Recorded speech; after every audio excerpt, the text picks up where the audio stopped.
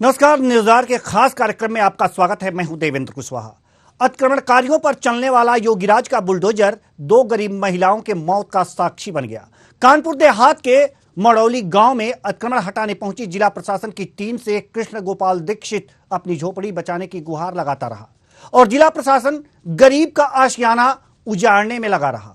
तभी अचानक झोपड़ी में आग की लपटें उठी और गरीब के आशियाने के साथ उसकी पत्नी और बेटी जिंदा जल गईं।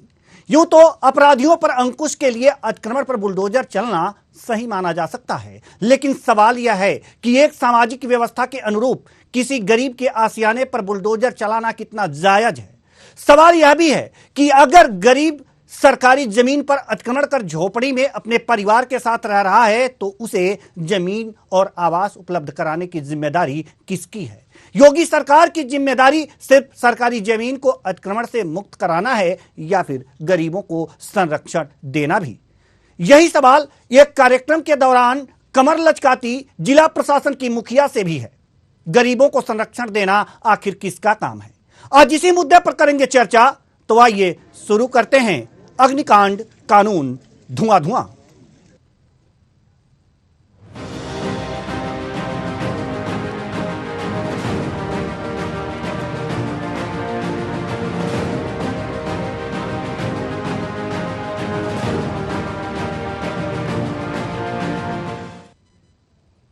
अब आप सबसे पहले पीड़ितों की पीड़ा सुनिए, उसके बाद आगे की बातें बताएंगे।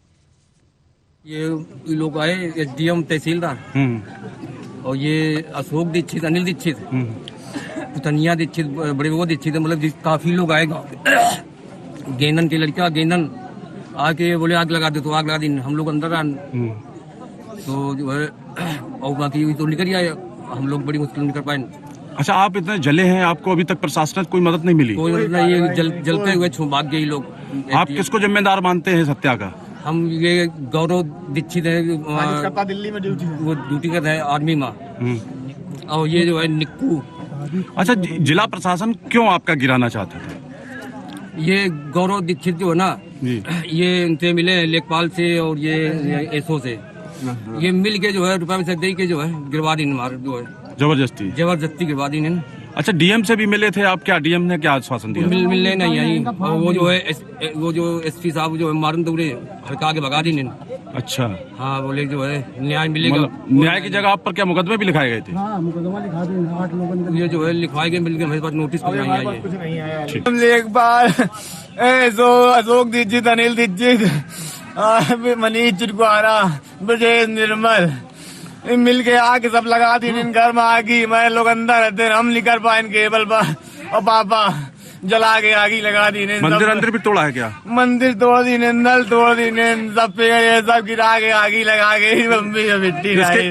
इसके पहले आप डीएम के आ गए तो क्या हुआ? सब कुछ सुनवाई नहीं भाई, उल्टा ही होगा। डीएम सब यही में शामिल है, को कुछ नहीं की। किन पर हत्या का आरोप लगाते हैं? हम एसडीएम लेखपाल और डीएम पर भी? हाँ, डीएम नहीं आ जाए, नहीं सब साजिश करता। मैं नहीं आ जाए, नहीं गोरे दीक्षित है, ये साजिश करता है। अशोक और अनिल, ब्रजेश निर्मल, मनीष चिरकुआरा ये मिल के आगी लगाई ना के माँ घर में आके मम्मी और बिट्टी सब तो फरीज हो रहे, मऊ भरे थे अंदर। आपकी माँ बहन जल रही थी तो प्रशासन कहाँ था? भाग गए, ढील के भाग गए सब, कुछ नहीं को दे कुछ लगना ही ये सब भाग गए। हम घुसे अंदर तो नहीं निकाल पाए, जब अंदर जितने वजन रहा उठा ही नहीं पाए। इस मामले को सीएम योगी आदित्यनाथ ने गंभीरता से लिया और एसआईटी जांच के आदेश दे दिए हैं। एसआईटी रिपोर्ट्स के आधार पर दोषियों पर कठोर कार्रवाई की बात कही है। तो वहीं डिप्टी सीएम ब्रजेश पाठक ने पीड़ित पुत्र शिवम से फोन पर बात कर न्याय मिलने तक कंधे से कंधा मिलाकर चलने का आश्वासन दिया है। सुनिए। भी याद करेंगे, इतनी कड़ी कार्रवाई कराएंगे।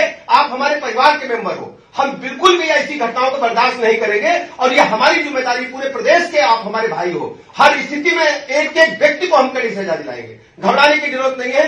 इतनी बड़ी दुखद घटना है कि मेरा मतलब इतना ज्यादा मैं दुखी हूं, मैं इसका बयान नहीं कर सकता। बहुत दुखद घटना है और जितने भी मतलब इसका निंदा की जाए वो कम है।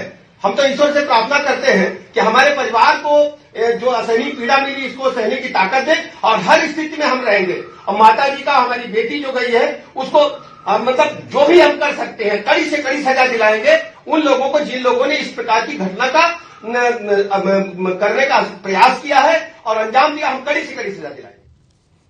इस मामले पर राजनीति होनी थी और हुई भी। क्या कहते हैं सपा और कांग्रेस के प्रवक्ता, सुनिए। सीधे तौर पर सरकार द्वारा कराई गई हत्या है। जिस तरीके से अतिक्रमण हटाने को लेकर मानवीय संवेदनाओं को तार-तार किया गया, एक ब्राह्मण परिवार होने के नाते सरकार के द्वारा अत्याचार किया गया, तो ये दर्शाता है कि भाजपा के अंदर मानवीय संवेदनाएं नहीं।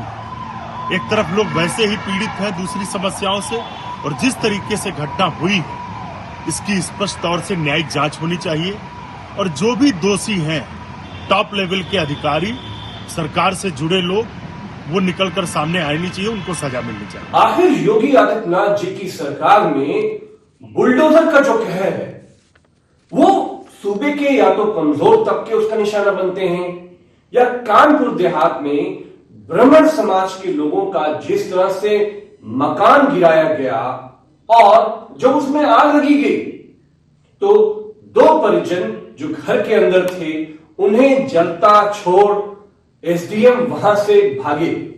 सवाल यह है कि ना तो उस ब्राह्मण परिवार को एसडीएम द्वारा जमीन कब्जा की नोटिस दी गई, ना कोई उनको सूचना दी गई, और जब यह पूरा मामला हो गया तो लीपापोती शुरू है। उत्तर प्रदेश में बुलडोजर का जो सच है वो यही सच है कि जो हाशिए पर है, जो कमजोर है, जिसकी आवाज उत्तर प्रदेश में, जिसके 12 मुख्यमंत्री होते थे ब्राह्मण समाज के, आज उसको बुलडोजर से कुचल दिया जाता है, उसको जलता हुआ छोड़ दिया जाता है और सरकार कह रही है आग उन्होंने खुद से लगा दी। उत्तर प्रदेश में लॉ एंड ऑर्डर का यह हाल है। अब यह वीडियो देखिए। वीडियो कानपुर देहात महोत्सव का है। कमर लचकाती डीएम साहिबा और गाना गाते एसपी महोदय।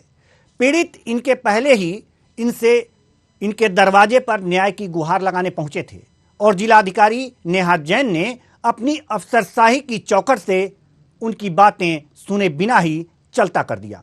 वहीं जब डीएम नेहा जैन से न्याय नहीं मिला तो ये फरियादी एसपी बीबी जीटीएस मूर्ति के पास भी गए, लेकिन एसपी ने पीड़ित फरियादी की बात नहीं सुनी और फटकार लगाकर इन्हें बाहर कर दिया। सवाल यहां पर यह है कि इस तरह से प्रशासन निरंकुश है। गरीबों की फरियाद क्या नहीं सुनी जाती? यह भी सवाल है। सवाल यहां पर यह भी है कि क्या गरीबों का आशियाना उजाड़ने से पहले प्रशासन ने यह सोचा, अतिक्रमण हटाने जाने से पहले यह सोचा कि जिस गरीब पर अतिक्रमणकारी का आरोप है वह गरीब यह अतिक्रमण करके अपनी झोपड़ी वहां पर क्यों बनाए हुए है? क्या उसे आवास का लाभ मिला है? क्या उसे सरकार ने जमीन उपलब्ध कराई है? अगर यह सारी बातों पर क्या चर्चा हुई, प्रशासन सोचने समझने की जहमत उठाई? यह भी सवाल है। सवाल तो यह भी है कि सार्वजनिक रूप से किसी कार्यक्रम में जिले की मुखिया इस तरह से डांस कर सकती हैं? जवाब हम लेंगे इसी कार्यक्रम में और चर्चा भी करेंगे। चर्चा के लिए हमारे साथ मेराज बली कांग्रेस प्रवक्ता हमारे साथ जुड़ चुके हैं। बहुत बहुत स्वागत है आपका हमारे इस कार्यक्रम में। साथ ही साथ महेश आर्या सपा प्रवक्ता, आपका भी बहुत बहुत स्वागत है हमारे इस कार्यक्रम में। डॉक्टर विप्लव चौधरी बसपा नेता, आपका भी बहुत बहुत स्वागत है हमारे इस कार्यक्रम में। चर्चा की शुरुआत करें। हमारे साथ बीजेपी के प्रवक्ता भी जुड़ेंगे, साथ ही साथ हमारे संवाददाता भी जुड़ेंगे, उनसे भी कुछ और बातें और जानकारी लेंगे। लेकिन उससे पहले हम चर्चा की शुरुआत करते हैं मेराज वली कांग्रेस प्रवक्ता आपसे। मेराज जी, सवाल आपसे यह है कि बाबा का बुलडोजर चल रहा है अतिक्रमणकारियों पर और 2 महिलाओं की मौत हो गई कानपुर देहात में। हालांकि अतिक्रमण तो इन्होंने किया था, गरीब की झोपड़ी जली, गरीब की झोपड़ी पर बाबा का बुलडोजर चला, ये तो सही है, लेकिन कांग्रेस इसे जाति विशेष से जोड़ रही है, यह कितना सही है? देखिए, कांग्रेस इसे जात विशेष से जोड़ रही है, उसके पीछे कारण है जी। आपको याद होगा अभी चंद दिन पहले संघ के प्रमुख मोहन भागवत ने इसी ब्राह्मण और पंडित के बीच के जो फासले और जो बयान दिए थे, और पिछले 2017 की सरकार से फिर नई सरकार आई 22 में, जिस तरह से जात विशेष के लोगों को टारगेट किया जा रहा है, पहले इन्होंने धर्म विशेष को टारगेट करने की कोशिश करी और किया। यही बुलडोजर इन्होंने पहले धर्म विशेष के खिलाफ एक सिंबल बनाया, दूसरे राज्यों में उसको चुनाव में बड़ा जोर शोर से ये कहा गया कि बाबा की बुलडोजर सरकार है, ये जानते हो कहां चलती है।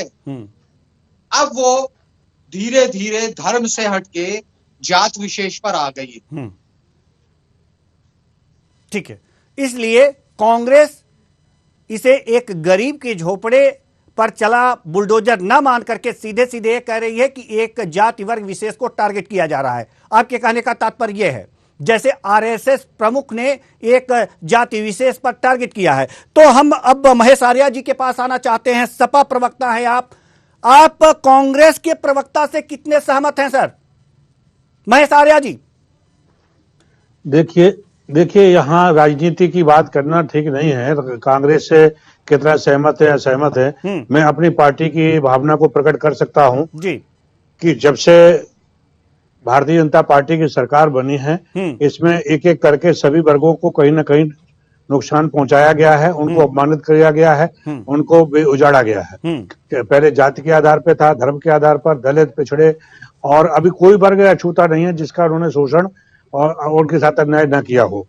तो अभी ये घटना को मैं देखता हूं कि जिस तरीके से कश्मीर में आतंकवादी वहां के जो कश्मीरी पंडितों को उनको मारते थे, उजाड़ते थे और उसके बाद वहां से पलायन कराते थे।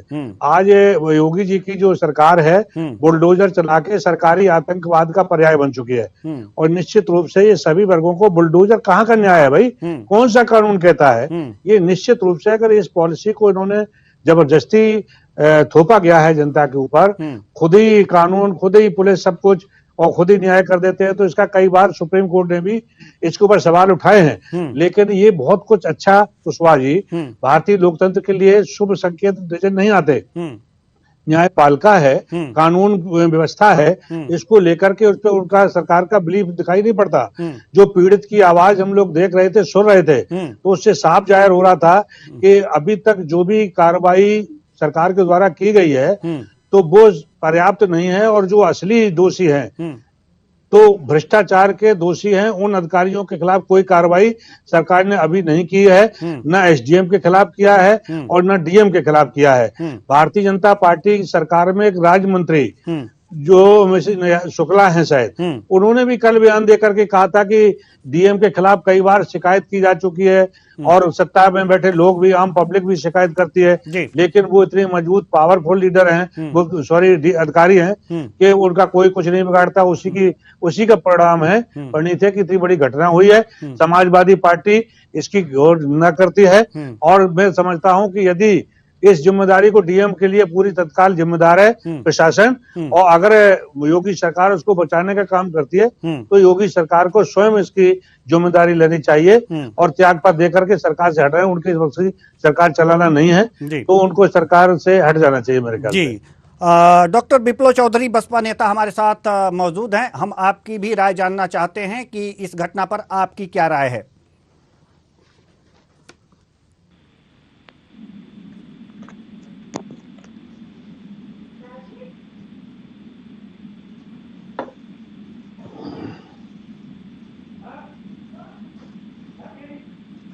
तो डॉक्टर विप्लव चौधरी, आपकी आवाज़ हम तक पहुंच नहीं पा रही है, तो जैसे ही आप की आवाज़ हम तक पहुंचने लगेगी हम फिर सवाल लेकर के आपके पास आएंगे। अब हम जो मेराज वली जी हैं, कांग्रेस प्रवक्ता, आपके पास आना चाहेंगे। जल्दी ही हमारे साथ बीजेपी के प्रवक्ता भी जुड़ेंगे तो उनसे भी सवाल जवाब होगा और आज महत्वपूर्ण सवाल जवाब तो उन्हीं से होना है। सवाल यहां पर यह है कि मिराज वली जी, हम आपके पास बाद में आएंगे। हमारे साथ परवेश कटियार जी जो जिला युवा मोर्चा जिलाध्यक्ष हैं युवा मोर्चा बीजेपी के, हमारे साथ जुड़ चुके हैं। बहुत बहुत स्वागत है आपका हमारे इस कार्यक्रम में। सवाल और जवाब का सिलसिला हम आपसे शुरू करें। परवेश जी आप तक मेरी आवाज पहुंच रही है? परवेश जी, क्या आप मुझे सुन पा रहे हैं? संभवतः परवेश जी तक हमारी आवाज नहीं पहुंच पा रही है तो हम आपके पास पुनः आएंगे। लेकिन मिराज वली जी कांग्रेस प्रवक्ता हैं, हम आपके पास आना चाह रहे हैं। सवाल यहां पर यह है कि बात जाति विशेष की अगर जो आप करते हैं तो भारत जोड़ने की बात भी आप कर रहे हैं, भारत जोड़ने की बात कर रहे हैं और एक तरफ एक जाति विशेष की बात कर रहे हैं, तो ये तो भारत को तोड़ने वाली बात हो गई। गरीब गरीब होता है, चाहे कोई भी हो, चाहे किसी भी जाति विशेष से हो। आरएसएस ने कहा है, उसकी निंदा की गई है, ब्राह्मण समाज द्वारा उसकी निंदा की गई है, आप भी निंदा कर सकते हैं। लेकिन यहां पर जो प्रशासन का बुलडोजर चला है, इसको आप एक जाति विशेष से जोड़ेंगे तो भारत को जोड़ेंगे या तोड़ेंगे? जवाब चाहिए मुझे। किसी भी जात विशेष के किसी भी व्यक्ति को उसकी जात और उसके धर्म के नाम पे टारगेट किया जाएगा तो निश्चित तौर पे कांग्रेस पार्टी इसकी आवाज उठाएगी। अगर ऐसा नहीं था तो क्या वजह है कि भारतीय जनता पार्टी की इतनी बड़ी सरकार में उनको एक ब्रजेश पाठक जी मिले जिनको उन्होंने सामने करा है और जिनसे वो सफाइयां दिलवा रहे हैं। पूरी भारतीय जनता पार्टी में डिप्टी सीएम तो दूसरे, डिप्टी सीएम तो केशव प्रसाद मौर्य भी हैं। एग्जैक्टली यही कहने का मतलब है। तो नियत में खोट अगर भारतीय जनता पार्टी की नहीं है तो ये महज इत्तेफाक नहीं है कि एक तरफ एक परिवार नहीं तो कांग्रेस से पूछ करके योगी आदित्यनाथ ये करेंगे कि नहीं डिप्टी सीएम केशव प्रसाद मौर्य उनसे बात करेंगे या ब्रजेश पाठक जी बात करेंगे? आपके कहने का तात्पर्य है? मेरा कहने का तात्पर्य यह है कि योगी जी किसी से नहीं पूछते हैं, वो खुद को अदालत से ऊपर समझते हैं, जज से ऊपर समझते हैं। ये नतीजे इसीलिए हो रहे हैं। ये बुलडोजर कहां से आया? ये कौन से अधिकारियों को बताया गया है कि जिनके द्वार चाहो बुलडोजर लेके चढ़ जाओ? ठीक है, ये अधिकारियों, ये कौन सा अधिकारी है जो मंच पे नाच रहा है? डीएम है, वो मंच पे नाच रही हैं और वो फरियादी की फरियाद नहीं सुनेंगी। जी, जवाब तो बनता है। अब इनसे पूछिए, जवाब बनता है सर, जवाब बनता है। परवेश कटियार जी जिलाध्यक्ष हैं युवा मोर्चा बीजेपी के। जी, आप तक मेरी आवाज पहुंच रही है तो जवाब दीजिए सर। जी, ये बुलडोजर वाला कौन सा कानून है कि बुलडोजर लेके पहुंच जाइए?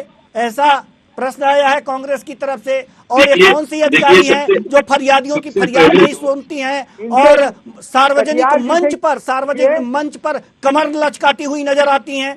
मौजूदा डीएम जी, मौजूदा डीएम, मौजूदा एसपी जी।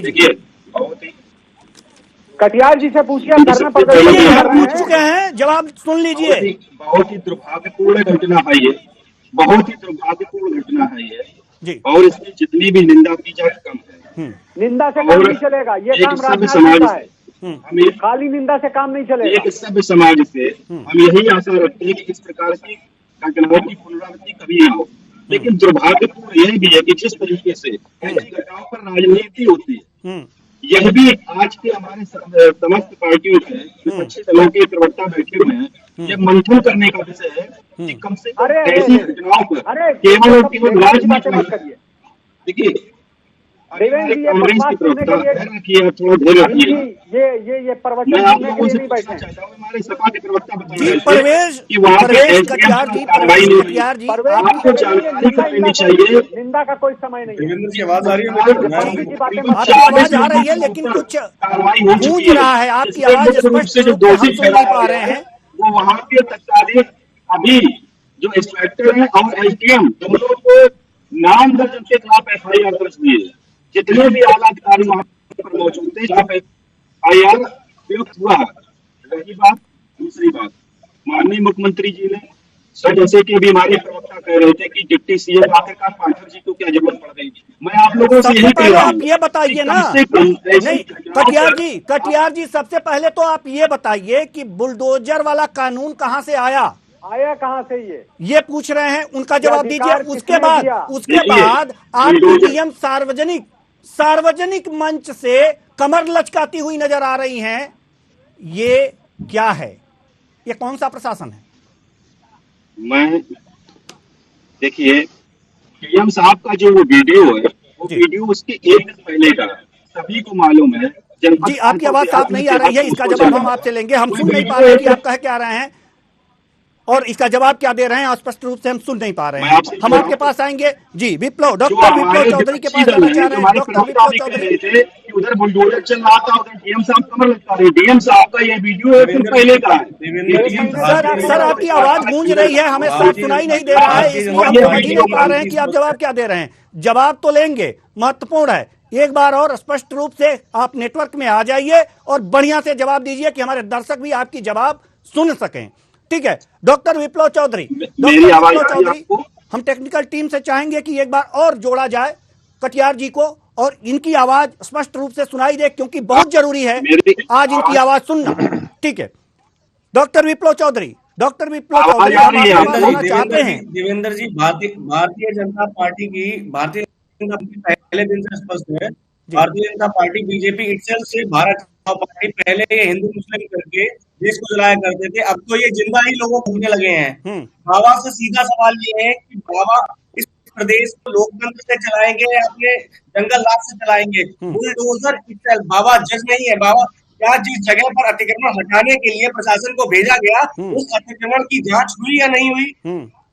आप किसी पे भी केवल शिकायत पर किसी का भी घर गिरा देंगे, किसी के घर 1 महीने की मोहलत देंगे, उसके बाद आप किसी के घर में आग लगा देंगे, ये कहाँ का न्याय है? इस देश को आप लोकतंत्र से चलाएंगे, जंगल राज बना देंगे। पहले समाजवादी पार्टी के गुंडों की गुंडाई से परेशान होकर के लोग पलायन किया करते थे, अब तो ऐसा प्रतीत होने लगा है कि जैसे भविष्य में भारतीय जनता पार्टी की सरकार और उनके प्रशासन, उनकी पुलिस की गुंडाई से भी आम जनमानस पलायन कर सकता है। आप मुझे बताएं जी, दो निर्दोष लोग जल गए हैं, ये भारतीय जनता पार्टी कह रही है कि उनको न्याय मिलेगा, उनको मुआवजा दिया जाएगा। क्या मुआवजे से किसी भाई की बहन को लौटाया जा सकता है? किसी व्यक्ति की पत्नी को लौटाया जा सकता है? और ये बुलडोजर जो है, बुलडोजर की किसने अधिकार दे दिया बुलडोजर चलाने का माननीय योगी जी को? देखिए आप किसी के भी घर पे बुलडोजर चला देंगे, या आप उसकी जांच से कह रहा हूँ कि जो जंगल राज हो गया। लेकिन जिस तरीके से हमारे विपक्षी दल के नेता ऐसी घटनाओं पर राजनीति करते हैं, यह भी बहुत ही चिंताजनक विषय है। आप लाशों को, मैं जिलाध्यक्ष युवा मोर्चा प्रवेश कटियार जी से सीधा सा सवाल करता हूं। प्रवेश भाई, आप मुझे बताएं, किसी गरीब की क्या किसी गरीब की झोपड़ी को गिराने का अधिकार कौन सा कानून दे देता है? माननीय मुख्यमंत्री जी का पूरा प्रदेश इस बात को जानता है कि जब तक किसी गरीब को आवास नहीं मिल जाएगा, भले ही वो कहीं पर कोई अवैध कब्जा किए हो, ग्राम सभा भूमि पर कब्जा किए हो, उसकी झोपड़ी को नहीं गिराया जाएगा। जांच का विषय यही है। लेकिन कानपुर में तो ऐसा हुआ ना, कानपुर में ऐसा हुआ। कटियार जी एक बात और सुन लीजिए, कटियार जी ये जो पीड़ित हैं कृष्ण गोपाल दीक्षित, ये फरियाद लेकर डीएम के पास भी जा चुके थे, एसपी के पास भी जा चुके थे, जो वहां पर कथक कर रहे हैं सार्वजनिक कार्यक्रम में। इनके पास जाकर के, इनके दरवाजे पर जाकर के, जी इनके ऑफिस जाकर के फरियाद कर चुके हैं, लेकिन डीएम महोदया ने इनकी एक नहीं सुनी और एसपी महोदय ने फटकार लगाकर भगाया है। जिनके सामने, जिनके नेतृत्व में घटनाक्रम हुआ है, सभी के खिलाफ एफआईआर हो चुकी है। तकरीबन 40 लोग और इनकी फरियाद जिसने नहीं सुनी है, डीएम और एसपी ने, इनके खिलाफ क्या हुआ? नहीं कटियार साहब ये बताइए, जिन्होंने इनकी फरियाद नहीं सुनी उनके खिलाफ क्या हुआ? एक लेखपाल को निलंबित करके आप सोच रहे हैं कि हमने कार्य की इतिश्री कर ली, न्याय दे दिया? कौन एक लेखपाल की बात कर रहे हैं? एक लेखपाल की हैसियत है कि वो पुलिस जितने भी प्रशासन लेकर किसी के घर पर बुलडोजर चला दे। परिवारीजनों ने जितने लोगों के खिलाफ बोला कि यह लोग दोषी है, उनके खिलाफ तत्काल प्रभाव में एफआईआर लिखवाई गई।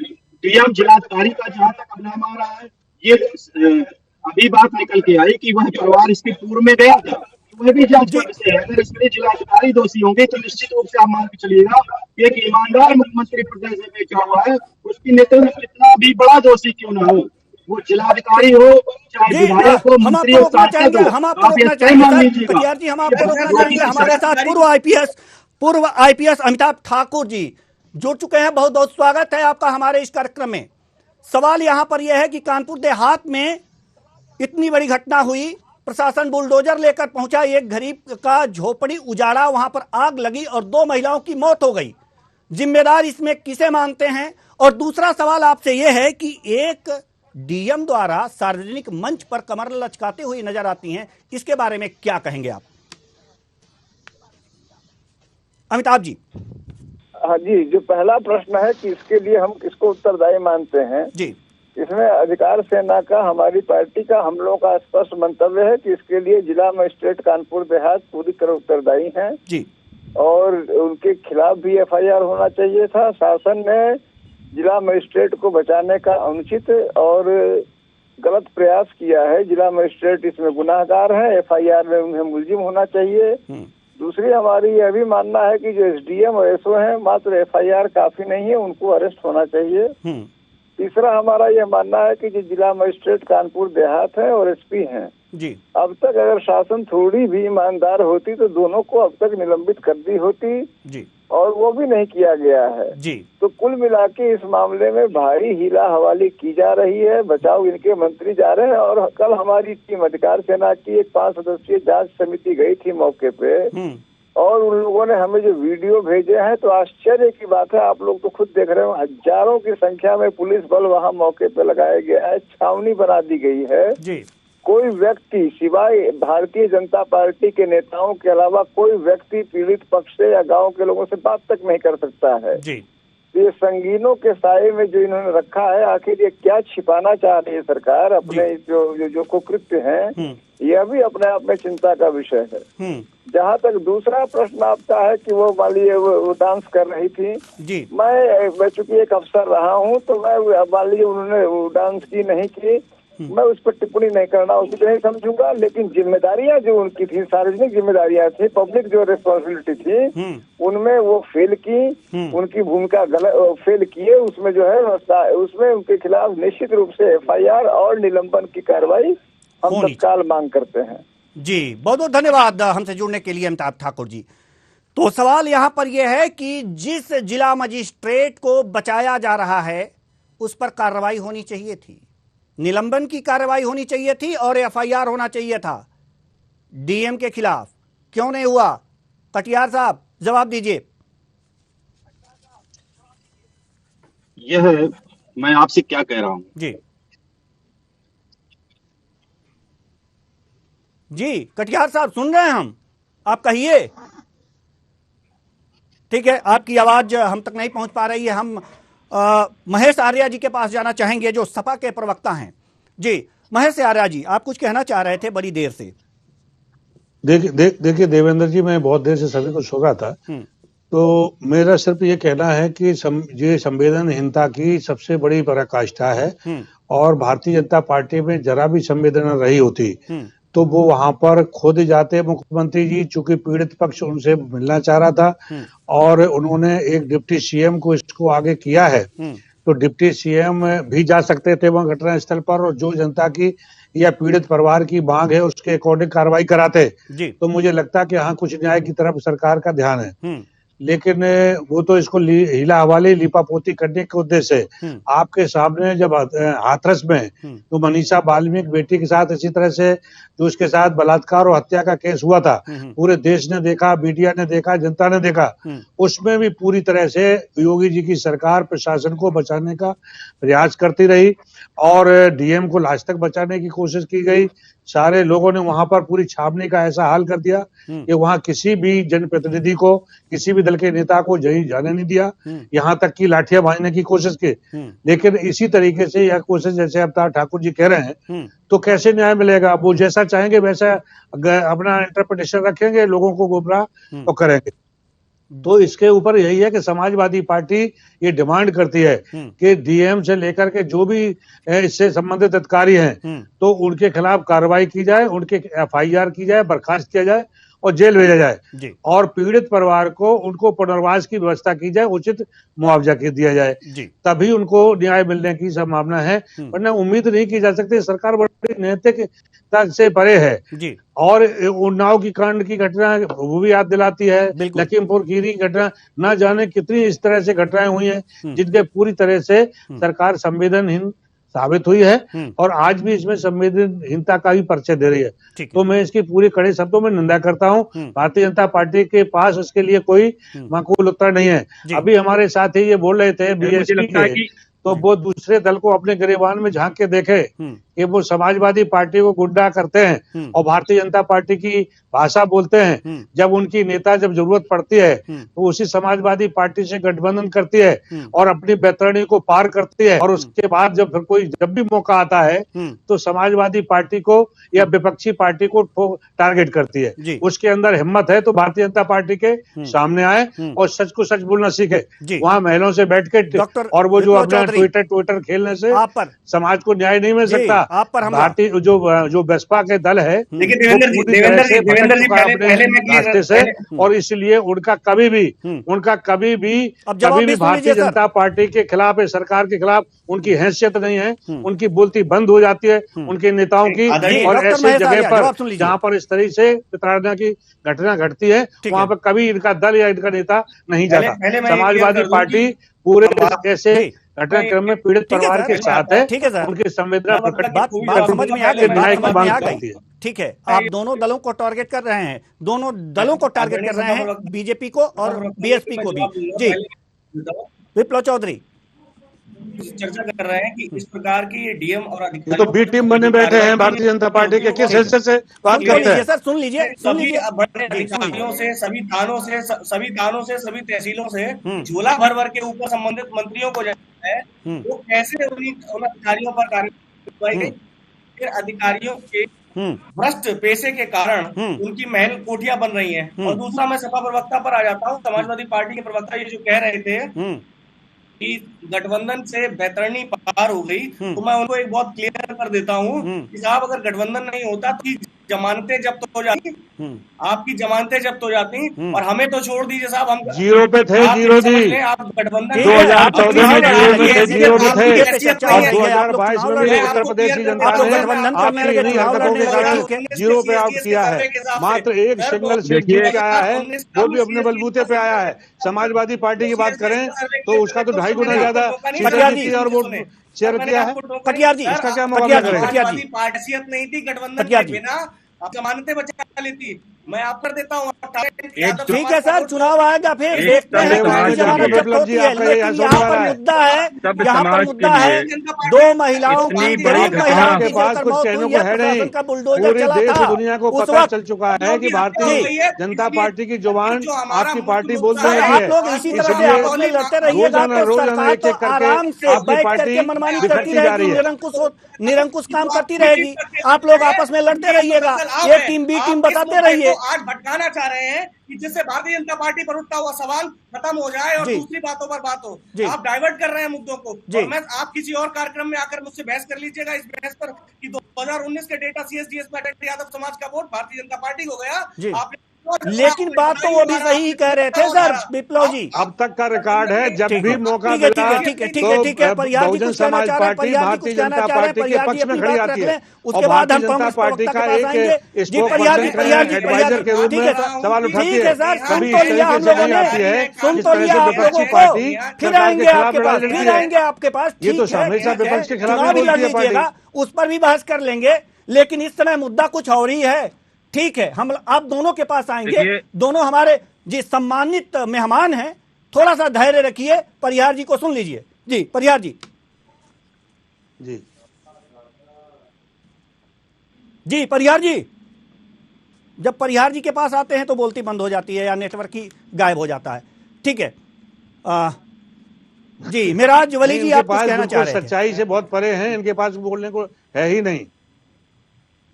कटियार जी, जी बेशर्मी की पराकाष्ठा है। जी जी जी, आप कुछ कह रहे थे? कटियार जी आप कुछ कह रहे हैं? अरे कटियार जी अब कुछ नहीं कह पाएंगे जी जी, नेटवर्क मेराज कटियार वली जी का साथ नहीं दे रहा है। ठीक है, मेराज वली जी आप कुछ कहना चाह रहे थे? मैं कह रहा हूँ कटियार जी अब कुछ नहीं बोल पाएंगे, अब नेटवर्क उनका साथ नहीं दे रहा है, इसलिए क्योंकि उन्होंने, उनकी सरकार ने हमेशा मेरी आवाज आ रही है क्या? ठीक है, अब आवाज आने लगी है। मेराज वली जी थोड़ी देर बाद अपनी बात रख लीजिएगा, लेकिन अब आवाज आने लगी है, कटियार जी की आवाज आने लगी है। मेरा एक प्रश्न सुन लीजिए, वो प्रश्न उनसे भी कर लीजिएगा। ठीक है कि इस सब के पीछे जो एक असली मुद्दा छुपाया जा रहा है, जिस पे पर्दा डाला जा रहा है, शिव जी का मंदिर जो जमींदोज कर दिया गया है, जिसके वीडियोस और लगातार आप लोग के पास विजुअल्स आ रहे हैं, उस मुद्दे को भी इनसे पूछिए कि अब कहाँ गया इनका संगठन हिंदू हृदय सम्राट, हिंदुओं के हितैषी शिव जी का मंदिर जमींदोज कर दिया गया है। इस घटना के पीछे उस मुद्दे को छुपाना चाह रही है भारतीय जनता पार्टी की सरकार जी, उसको भी उठाइए। कटियार जी जवाब दीजिए अब। देखिए मेराज वली जी आप लोग निरंतर भारतीय जनता पार्टी पर धर्म, मंदिर, मस्जिद की राजनीति लगाते हैं, लेकिन इतना संगीन मामला है। मैं आपसे पूछना चाहता हूँ कि मैं और भी हमारे प्रवक्ता आपस में एक दूसरे से बहस कर रहे थे, आप उस मुद्दे को भटका करके आप शिव मंदिर पे आ गए। अच्छी बात तो ये है कि वहां पर मस्जिद नहीं थी, मस्जिद होती तो आप लोग आकर के सड़क पर लेट करके एक ही बात कहते कि इस्लाम खतरे में है। आप यही राजों की रही है, यही चुनाव आप करा है। मैंने इसके पहले भी कहा कि जितना भी घटनाक्रम है, कटियार जी ये भाजपा के पीछे है, ये भाजपा सभी लोग सुन लीजिएगा, और भाजपा उस पर बैटिंग करती है। ये कांग्रेस और भाजपा सुन लीजिए सर, विप्लव जी सुन लीजिए। चाहता हूँ आप केवल ऐसी राजनीति कर रहे हैं। कल वहां पर मैं देख रहा था कि वहां पर सभी विपक्षी दलों के नेता छाती फाड़ रहे थे, पीट कर सचनी सब। यहाँ पर भाई परिवार को न्याय मिलना चाहिए। आज जब माननीय मुख्यमंत्री जी ने तकरीबन 40 लोगों के खिलाफ FIR करवा दी, परिवार की जो भी मांग थी सभी मांगों को स्वीकार करते हुए उनको संतुष्ट किया, लेकिन आज बिठूर घाट पर जब उनका अंतिम संस्कार होने गया तो कौन सी विपक्षी दल का एक नेता उनके जाकर के कंधेता देने के लिए साथ में खड़ा था? बताइए मुझे आप। उस घटना स्थल पर आप लोग उस घटना हमें आप ये बताइए सर, कटियार जी निश्चित रूप से जो है घटना है दुर्भाग्यपूर्ण घटना, और ऐसे कटियार जी जो भी दोषी, मैं बार बार कह रहा हूँ, वे चाहे SDM हो, चाहे इंस्पेक्टर हो, चाहे जिले के अधिकारी हो, मंत्री हो, विधायक, कोई भी हो, कोई भी दोषी नहीं बचेगा। ये मेरे शब्द नहीं, माननीय मुख्यमंत्री जी के शब्द हैं। जिलाधिकारी को दोषी मानते हैं, कानपुर देहात के जिलाधिकारी को दोषी मानते हैं कि नहीं मानते हैं? जांच का विषय, जांच इस तरीके से परिवार आरोप लगा रहा है।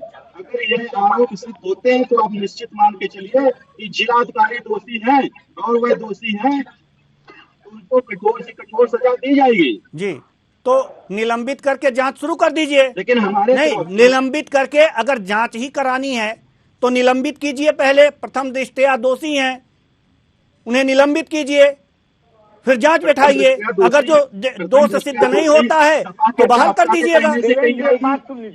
कांग्रेस के बीजेपी की प्रवक्ता के कहने से देवेंद्र जी मेरा निलंबित किया जाएगा। देवेंद्र जी वली जी, यह विषय जी वली जी, इनसे पूछिए प्रथम दृष्टया कि ये जो बुलडोजर वाली सरकार है, उनके खिलाफ क्या इसमें जो लोग, जो अधिकारी दोषी पाए जाएंगे, जिनके खिलाफ साबित हो जाएगा, उनके घरों पे बुलडोजर चलेगा? बिल्कुल। सवाल उनके घरों पे, उनकी संपत्तियों पे बुलडोजर चलेगा? सवाल तो वाजिब सा है। कटियार जी इसका जवाब देंगे कि जो लोग दोषी पाए जाएंगे क्या उनके घरों पर भी बुलडोजर चलेगा? बिल्कुल चलेगा। बुलडोजर के दायरे में आएंगे तो बिल्कुल बुलडोजर चलेगा। इनकी बात नोट कर लीजिए जी बुलडोजर चल रहा है, कानून जी की विपरीत में जी चल रहा है। इसकी कटिंग आपको भेज दी जाएगी, आप सेव करके रख लीजिएगा। हाँ जी बुलडोजर बली साहब ये इसकी कटिंग आपको भेज दी जाएगी, आप नोट करके रख लीजिएगा, अपने पास सेव रखिएगा। हमें मत भेजिए सर। देवेंद्र जी इनका बुलडोजर गरीबों पर चलता है, मजलूमों पर चलता है। जब आरोप लगता है तो ब्रजभूषण शरण सिंह पर नहीं चलता है, सुशील सिंह पर नहीं चलता है। जी इनका बुलडोजर गरीबों पर चलता है। जी ठीक है, गरीबों पर नहीं चलता है। ठीक है, शरण सिंह पर इतना बड़ा आरोप लगा, उन पर बुलडोजर नहीं चला। ठीक है। सुशील सिंह पर ने एक टीवी चैनल पर बड़े प्लेटफॉर्म पर ये कबूल किया कि मैंने गोली चलाई थी, एक आदमी की मुझसे हत्या हुई, उनके घर पर बुलडोजर नहीं चला। ठीक है। इनका बुलडोजर सिर्फ गरीबों मजलूमों पर चलेगा, इनका बुलडोजर सिर्फ मुसलमानों पर नहीं, चलेगा, अपराधियों पे भी चला है, और अपराधियों पे भी चला है, क्या आपने देखा नहीं है? नहीं, अपराधियों पे भी चला। देखिए ये सिर्फ ये कह देना गलत है, कुछ सही हुआ है तो कुछ गलत हुआ है, और जहां गलत हुआ है उस गलत को गलत कहने की गलत को गलत कहने की हिम्मत रखिए और सही को सही कहने की भी हिम्मत रखिए। अगर सरकार ने अच्छे काम किए हैं, अपराधियों पर नकेल कसी है तो कहने की हिम्मत रखिए, अगर यहां गलत हुआ है तो गलत कहने की भी हिम्मत रखिए।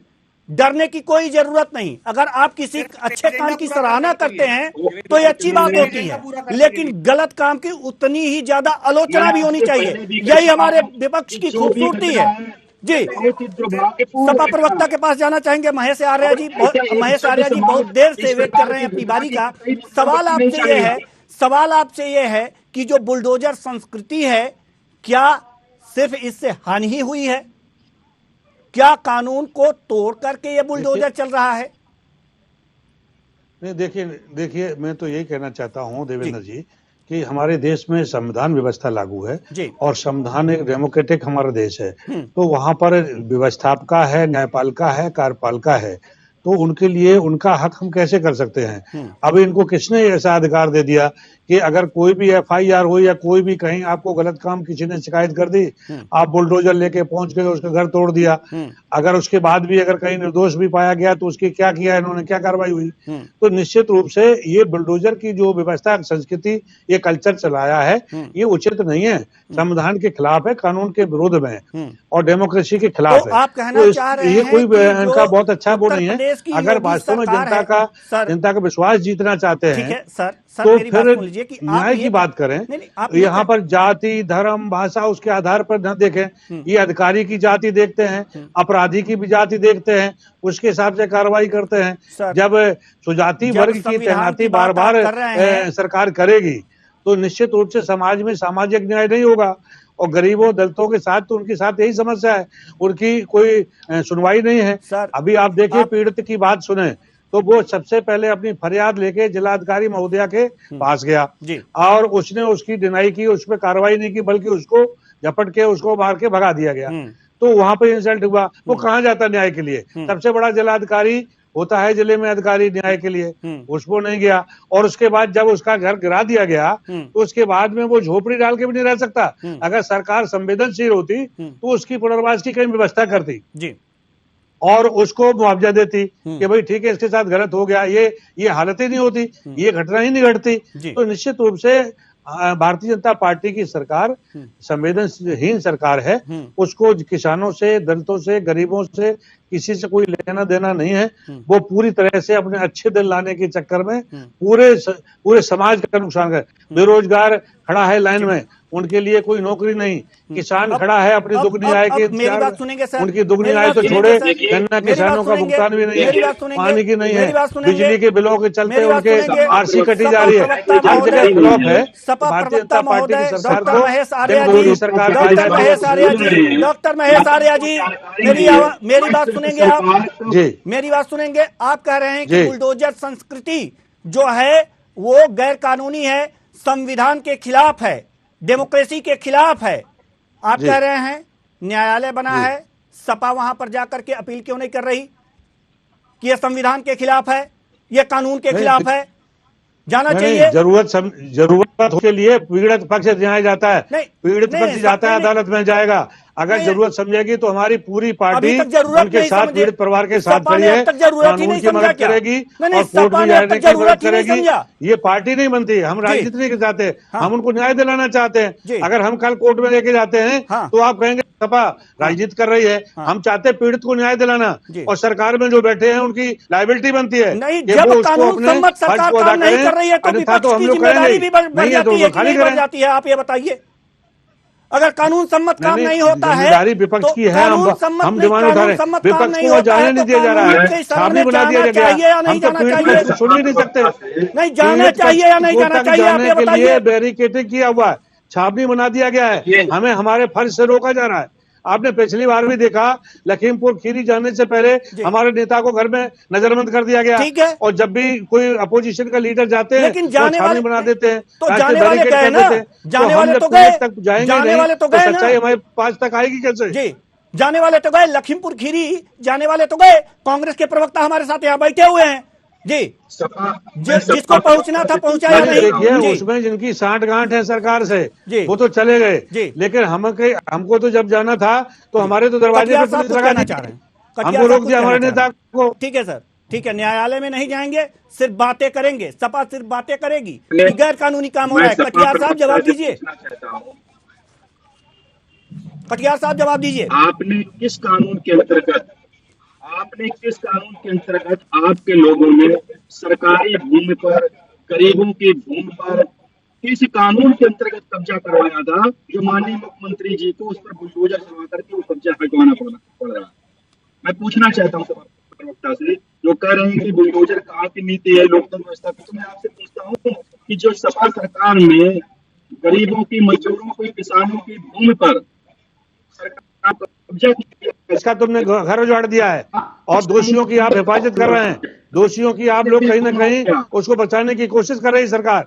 हाथरस में भी यही हाल हुआ, आधी रात को उस बेचारी पीड़िता को, मृतक की जो है मनीषा बाल्मी को जलवा दिया आपने जी। ये कौन सा संस्कार है आपका? देवेंद्र जी, आप पूरा देश डिमांड करता रहा कि जिलाधिकारी डीएम दोषी है, लेकिन आपने उसके खिलाफ कोई कार्रवाई किया क्या? आपने लास्ट तक उसको बचाने का काम ठीक है, महेश आर्या जी, महेश आर्या जी, आपको पूरा मौका दिया गया। विप्लव जी भी कुछ कहना चाहते हैं, उनको भी सुन लीजिए।